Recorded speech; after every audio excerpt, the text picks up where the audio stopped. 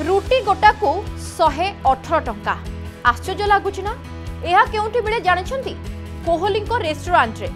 विश्वर सबुठु लोकप्रिय क्रिकेटर विराट कोहली केवल खेल ही नुहे निजर व्यवसाय को नहीं चर्चा रे केन्द्रबिंदु पालटिछंती। किंबदंती गायक किशोर कुमार को मुंबई जुहुरे थिबा बंगला रे पुनः नवीकरण परे एही होटेल निर्मित होइथिला।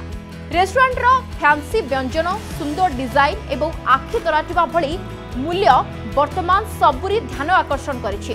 कुआ जाउछि कोहली रेस्टोरेंट रे लखनऊ दम लाम बिरियानी रो मूल्य 978 टंका रहिछि। सॉल्टेड फ्राइज एठारे 340 टंका मिलुछि। आउ कोहली रेस्टोरेंट रो सबुठु चर्चा थिबा मेन्यू हेउछि तंदूरी रोटी जार दाम 118 टंका रहिछि। सेपरि रेस्टोरेंट मेन्यू रे सबुठु महंगा आमिष व्यंजन हेउछि लाम सांक जार मूल्य 2318 टंका रहिछि। एबे आपण माने कहंतु 118 टंका देई तंदूरी रोटी आपण खाइबा को पसंद करिवे कि?